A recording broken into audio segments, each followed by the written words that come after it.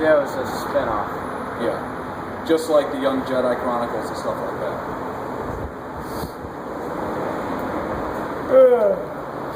But I don't think they'd actually be able to use the original characters now as the original characters because the book was set only about 3 to 5 months after Yeah, I was going to say it's about they blew up the second Death Star. It was 5 months. I remember that. Because Han and I forgot what Han and Leia had done. In the movie, they looked like they were going to hook up.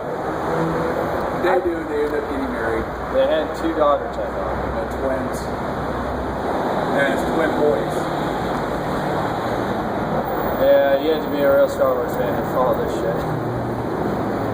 I mean, I read the books because after Nintendo 64 came out, for the Young Jedi they had the Shadows of the Empire, and it took place during the Return of the Jedi at the same time, but it's Bounty Hunter.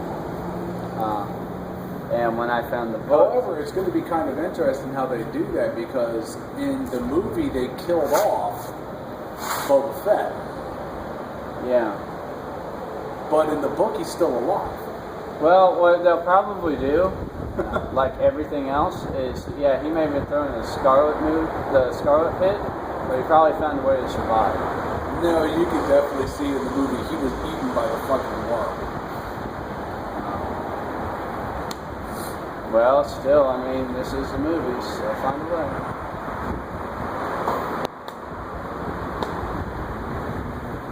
I know, the new remake of it they showed.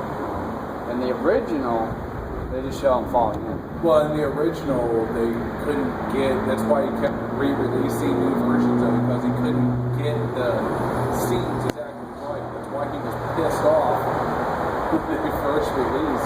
I don't know what everyone's problem is, but for some reason, no one likes the Blu-ray edition of Star Wars. I actually like it. The little modifications, I hardly notice. All they did was they cleared up the screening a little bit more. The biggest issue I have is they got rid of the little orange blob underneath the land speeders. Well, for a true Star Wars fan, that is a problem. I didn't mind that to be gone.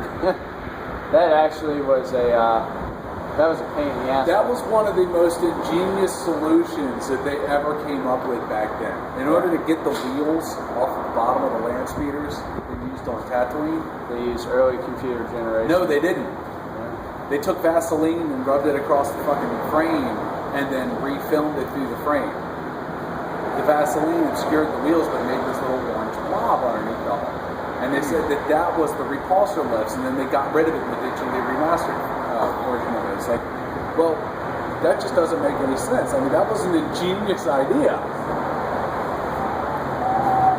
No, I think he did right.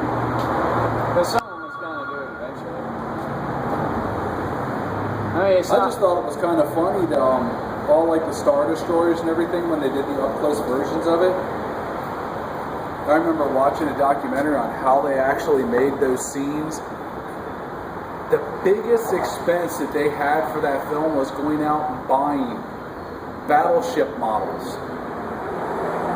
Thousands upon thousands of them, putting together in different combinations to make the Star Destroyers and stuff like that. When they did the up-close versions of it in the first Death Star, they were going through the tunnel, that was actually battleship models. Yeah. That they glued together in a different configuration so they could film over top of it. Oh, you mean for the Death Star? I think, yeah, the Death Star, the Star Destroyers, when they did the close strafes up underneath of them. Well, that was really neat because, see, like the scene where the X-Wing hits the Death Star and it blows up, they're driving in a Jeep and they've got the camera zoomed in, and when they hit a certain point, they set off an explosion and it's just a ping pong table. Yeah. I was like, genius. Yeah, the way, I mean, you gotta admit, back in the day, given the, oh, he's gonna get hit. Oh, he almost got smacked.